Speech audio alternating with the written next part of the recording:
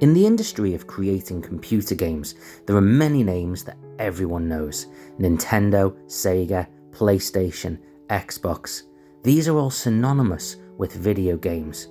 However, there is one brand, one company, almost as famous, that has never once stepped into making consoles and instead has focused on creating some of the best games ever known. Welcome to SaberDuel Gaming, and welcome to a quick history of Capcom.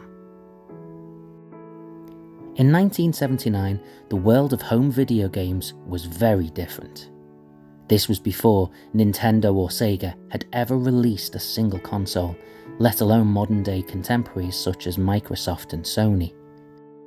But it was in May of this year that Kenzo Sugimoto made the decision to found his own company specialising in the production and sale of computer games. And so was born IRM Corporation, followed by its subsidiary Japan Capsule Computer in 1981. By 1986, the subsidiary surpassed its own parent company and became Capcom. Based in Osaka, Japan, the company quickly began to specialise in video games, beginning with games destined primarily for the arcade market, the Commodore 64 and the now released Nintendo NES or Famicom.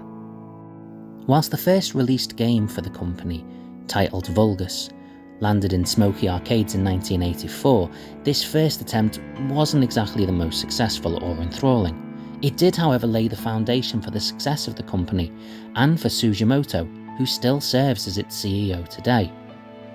But 1984 also saw another pivotal event in Capcom's history. Let go by Konami, a young man by the name of Yoshiki Okamata came to pad out the company's roster, and the first game he released was 1942, a vertically scrolling shoot-'em-up that went down as a true classic.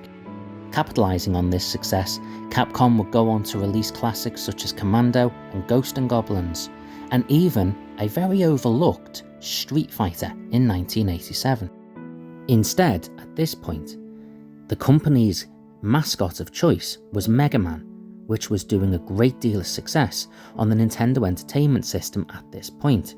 However, Capcom was set to take over on a much bigger scale. In 1985, Capcom had opened up its doors to America, setting up its Capcom USA subsidiary.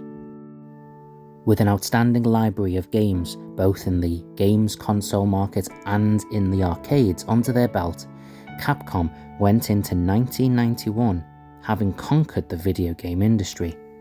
And yet this point would be when they released potentially one of their all-time classics, the legendary Street Fighter II. Despite the relative mediocrity of its predecessor, Street Fighter II was an amazing success, both in the arcades and the home game console market, with it differentiating between Sega and Nintendo releasing different versions on each. This would have been enough to make Capcom's 90s a massive success, but Capcom was nothing if not forward-thinking. Capcom knew that their own fanbase was getting older, and that new consoles were coming into play, such as the Sony PlayStation. And with this, they looked into a whole new and much more mature market. The games such as Resident Evil, Devil May Cry, and Monster Hunter carried them forward into the new millennium. In 2022, the video game market is dominated by the names Microsoft, Sony, and Nintendo. So much focus is on the consoles in which the games are played that often the companies behind the games are somewhat forgotten. The ones that people do think about are usually the ones that they have negative reactions to, due to things such as microtransactions and loot crates.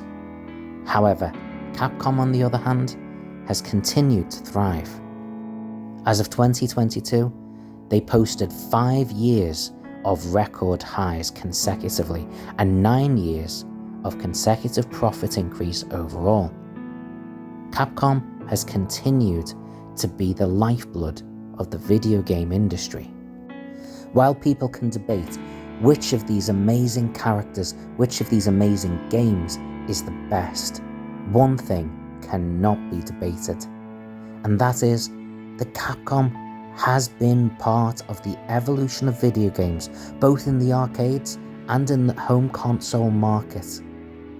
Capcom has been one of the most important industry leaders in video games, and all because one man decided to make his dreams a reality.